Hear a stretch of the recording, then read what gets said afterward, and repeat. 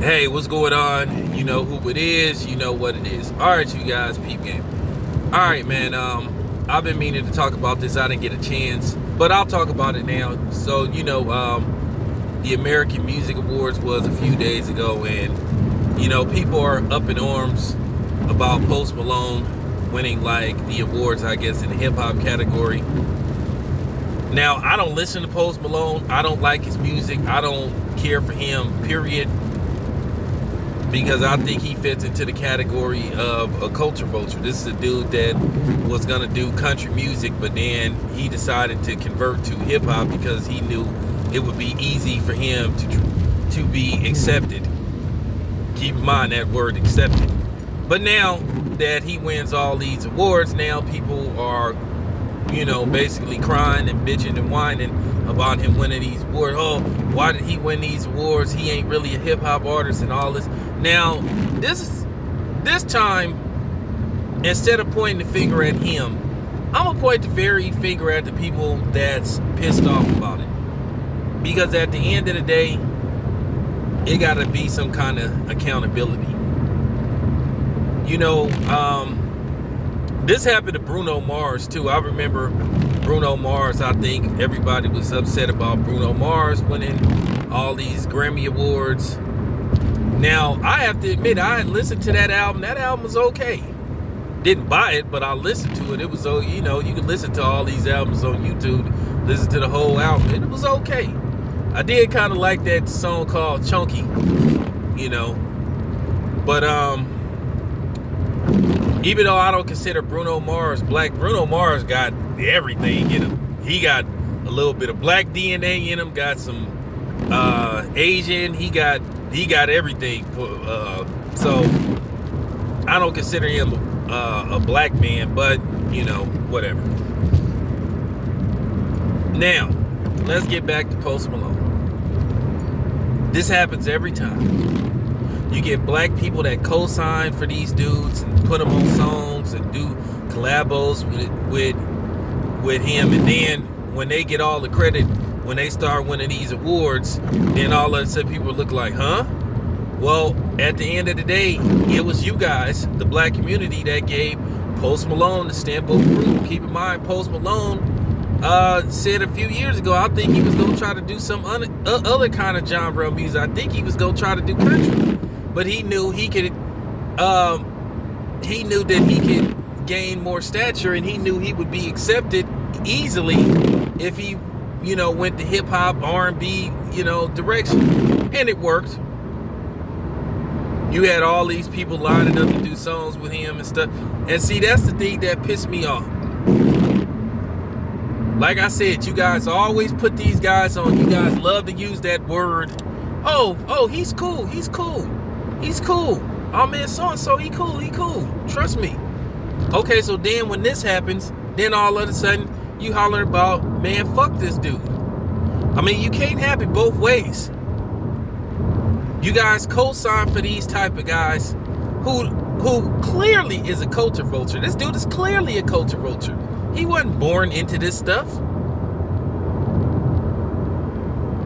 But he knew it would help him blow up. He doing the same thing that Pink did when she first came out, where she did R&B, then she converted to contemporary rock. Same thing Madonna did. Madonna came out making R&B songs, and then she converted to contemporary music. So, yeah, this happens all the time.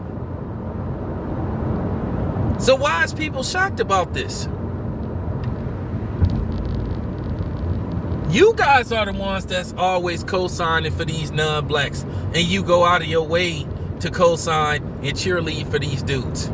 But then you don't push the dudes that look like you, that have just as much talent. And I don't consider Post Malone having any kind of talent, because basically he uses auto-tunes.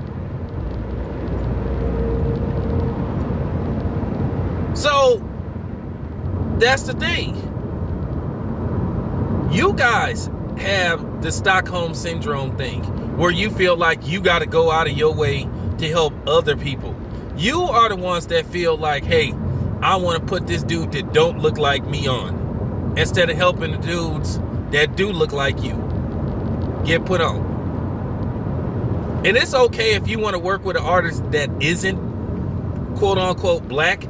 But what I'm saying is when you go to the extreme to like help this dude, to where you put more emphasis on him than you may have on another dude. Because like I say, there are plenty of artists that has more talent than Post Malone. But you guys have this thing where you got to go out of your way to help somebody that don't look like you. So, in closing, look at yourself when these guys like Post Malone come along. They soak up the culture, and then they basically abandon it, and then they distance themselves from it. Look at Madonna.